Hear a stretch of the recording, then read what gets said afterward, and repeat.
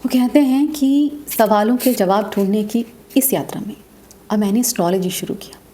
उनकी माँ ने एक एस्ट्रोलॉजी के पंडित थे, उनके यहाँ उनकी क्लास लगाई और वो अब एस्ट्रोलॉजी सीखने लग गए थे। काफ़ी सारे एस्ट्रोलॉजी पे किताबें पढ़ी, बहुत कुछ सीखा, समझा, जाना। हाँ, एक समझ तो मिली, एक डिवाइन नॉलेज तो मिला, लेकिन अब भी उन सवालों के आंसर्स नहीं थे जो उन्हें चाहिए थे या जो अक्सर हम ढूंढते हैं।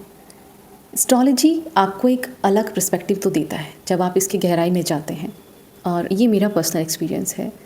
जब मैंने क्वेश्चंस पूछने शुरू किए या जब मुझे आंसर्स आ रहे थे, answers from the voices in my head, तो वो एस्ट्रोलॉजी के बारे में भी थे और मैंने कभी एस्ट्रोलॉजी नहीं पढ़ी थी। तो वो आंसर्स कुछ इसी तरह से थे कि एस्ट्रोलॉजी को अगर आप एक साइकोलॉजी की तरह देखते हैं तो आपको बहुत क्लैरिटी मिल सकता है, क्योंकि वो आपके दिमाग का ही एक ब्लूप्रिंट है।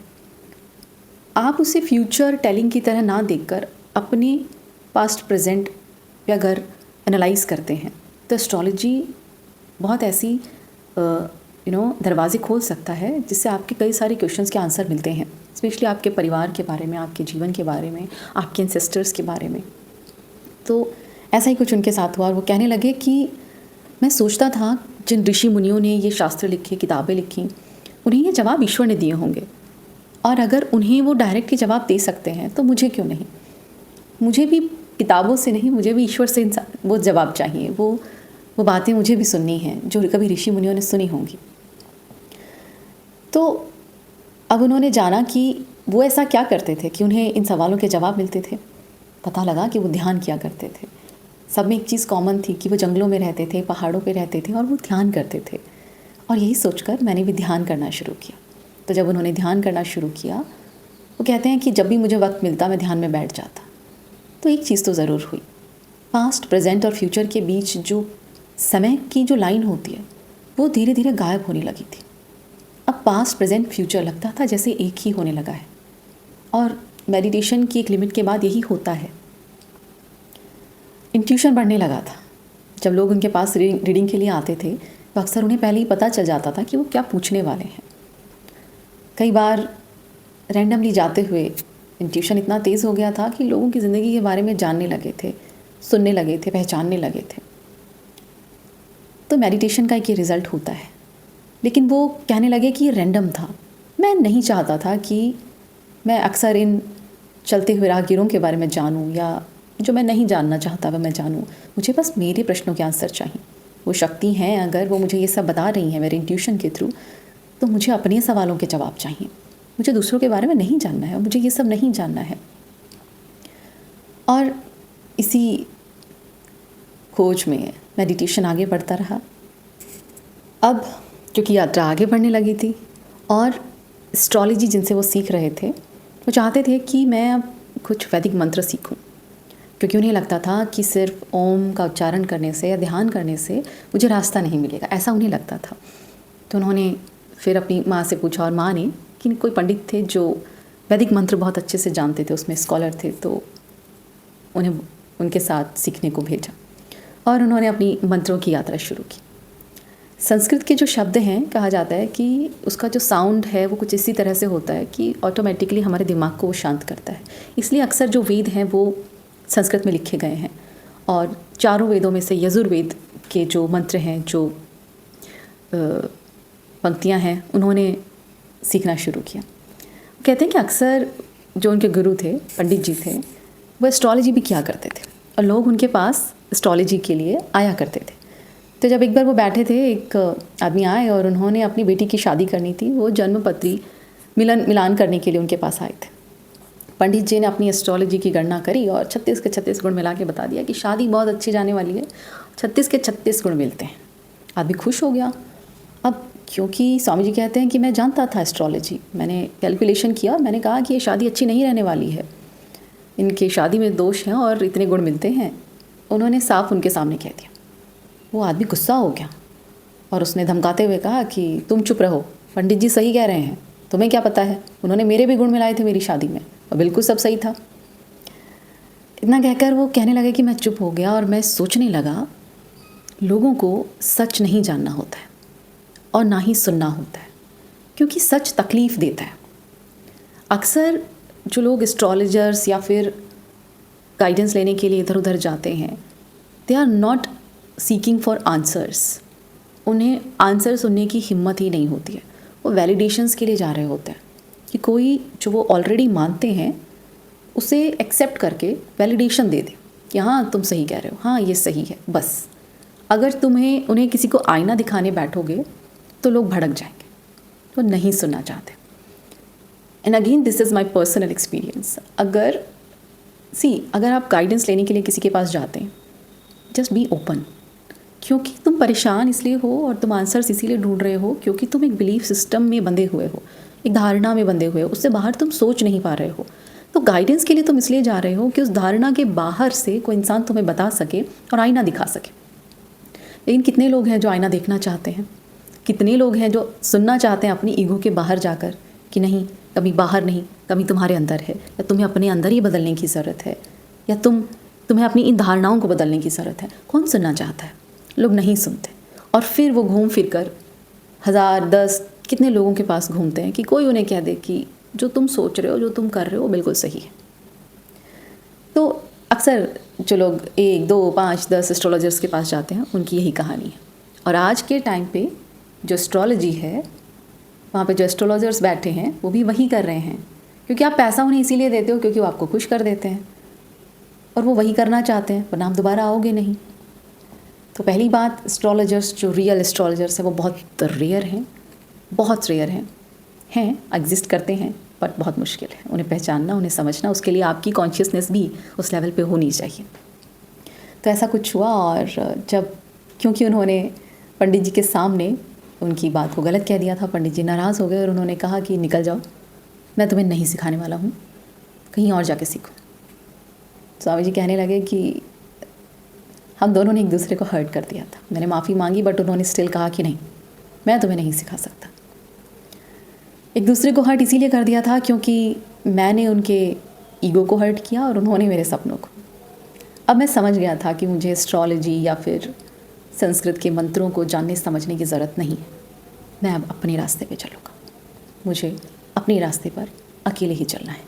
आगे के आने वाले महीनों में उन्होंने अपना पूरा ध्यान तंत्र, योगा, मंत्र के बारे में पढ़ने में और जानने में बिताया, और अप्लाई भी किया, मंत्र सीखे और प्रैक्टिस की, साधना की। लेकिन अब तक उन्हें ये तो यकीन हो गया था कि जो सब शास्त्रों में लिखा है वो सब सच नहीं है। जिस तरह की बातें मंत्रों के बारे में बताई गई हैं, क्या वो पॉसिबल है? जिस तरह से हवा में उड़ना, ऑब्जेक्ट्स को गायब कर देना, क्रिएट कर देना और अलग अलग तरह की चीज़ें, उन्हें डाउट होने लगा था। Now he was just quite frustrated कि I can't see more progress. हाँ, इंट्यूशन बहुत बढ़ गया था बिकॉज ऑफ मेडिटेशन। कुछ चीज़ें जो फ्यूचर में होने वाली हैं बहुत पहले पता लगने लग गई थी, ऐसी कुछ चीज़ें थी। लेकिन अब भी जो चाहिए था, जो आंसर्स चाहिए थे, जो रियलाइजेशन चाहिए था, वो नहीं था, वो दूर दूर तक नहीं था।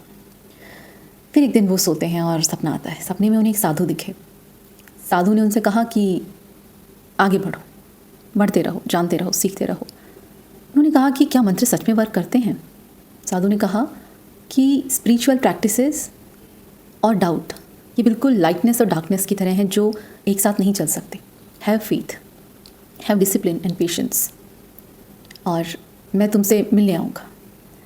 ये कहकर वो गायब हो जाते हैं। अब जब वो सपने से जागे और सुबह उठे तो वो सपना बहुत याद था उन्हें अच्छे से कि ऐसा कुछ हुआ। उन्होंने अपनी माँ से कहा कि माँ, मैं स्कूल नहीं जाऊँगा, मुझे ऐसा सपना आया। और आपने कहा कि सपने सच होते हैं। माँ ने किसी तरह से उनके फादर को मनाया और आज वो स्कूल नहीं गए थे। अब वो इंतज़ार कर रहे थे कि कब वो साधु बाबा आएंगे। टकटकी लगाए गेट पर देख रहे थे, और लगभग 10 बजे के बाद की बात है, और दरवाजे पर दस्तक हुई। वो पहुँचे और वही साधु दरवाजे पर थे। उन्होंने नमस्कार किया उनको, और साधु ने सपने के बारे में कुछ नहीं कहा, लेकिन अपने झोले में हाथ दिया और एक चीज़ निकाली जिसे कहते हैं सियार सिंघी। सियार सिंघी एक जैकल की बॉडी से निकलता है, और इस तरह का ऑब्जेक्ट है कि इसे तंत्र में बहुत यूज़ किया जाता है, स्पेशली मटेरियल डिज़ायर्स को पूरा करने के लिए, और ब्लैक मैजिक में भी लोग यूज़ करते हैं। कई बीमारियों को ठीक करने में भी इसे यूज़ किया जाता है, लेकिन इसे एक्टिवेट करना पड़ता है। उसे कहते हैं कि वर्मेलियन पाउडर में उसे रखा जाता है, और हर वीक वो वर्मेलियन पाउडर जो है वो ख़त्म हो जाता है, और सियार सिंघी के ऊपर जो बाल होते हैं वो धीरे धीरे बढ़ने लगते हैं, और वो उस वर्मेलियन पाउडर को कंज्यूम करता है। तो उन्होंने कहा कि ये ऑलरेडी एक्टिवेटेड है जो मैं तुम्हें दे रहा हूँ, और इसे संभाल के रखना, तुम्हारे काम आएगा। ऐसा कहकर वो चले जाते हैं। हाँ, उन्होंने साधु से एक बात और पूछी कि मुझे कोई सिद्धि क्यों नहीं मिल रही है। साधु ने कहा कि तुम इन छोटी मोटी चीज़ों के पीछे वो ऑब्जेक्ट मान कर तुम अपनी साधना कर रहे हो। तुम अगर सूरज को पा लेते हो तो रोशनी अपने आप आ जाती है।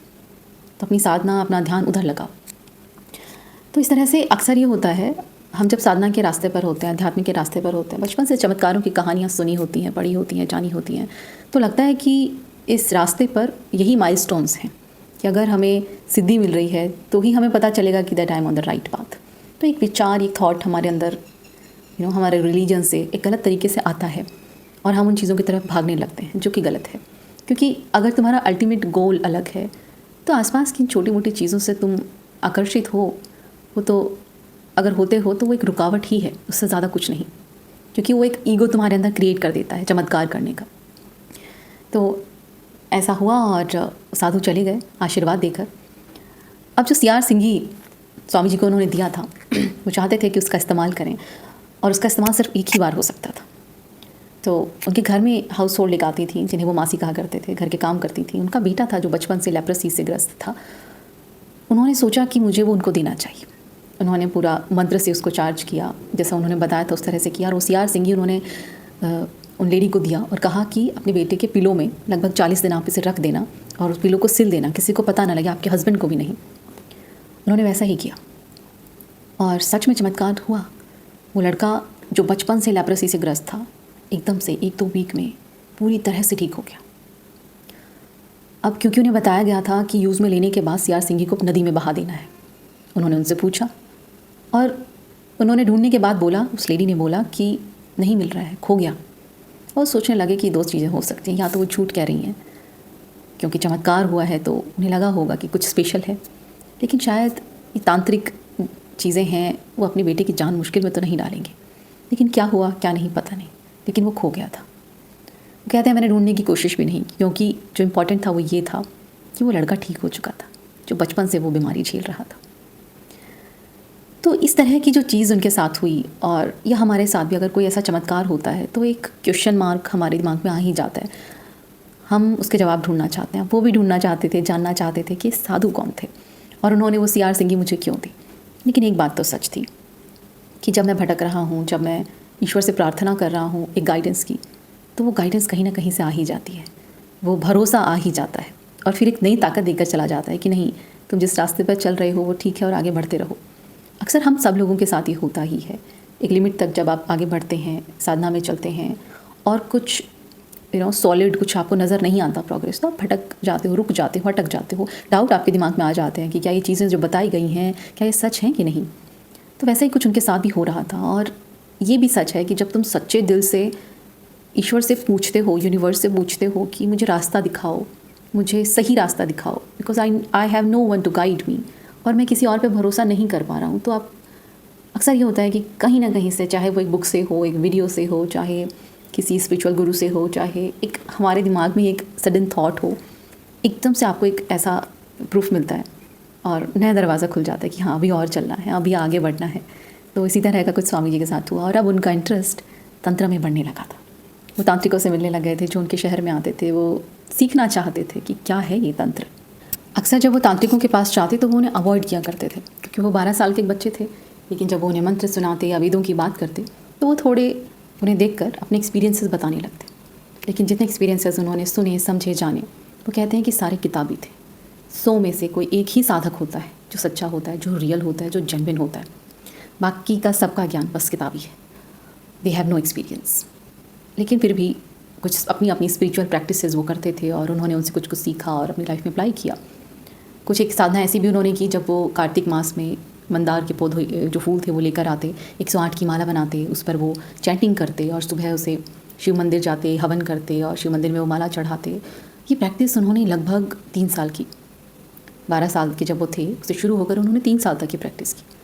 यक्षिणी देवी साधनाएं जितनी भी होती थी उन्होंने जो समझ थी उनकी उन्होंने करी। लेकिन अब भी ईश्वर दूर दूर तक कहीं नहीं था, कोई दर्शन नहीं, किसी तरह का कोई चमत्कार नहीं, देयर वाज नथिंग। और अब वो जो निराशा थी, वो जो फ्रस्ट्रेशन थी, वो निराशा में बदलती जा रही थी।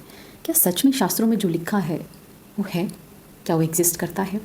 क्या जो तंत्र में बताया गया वो एप्लीकेबल हैं आज के टाइम पे या नहीं?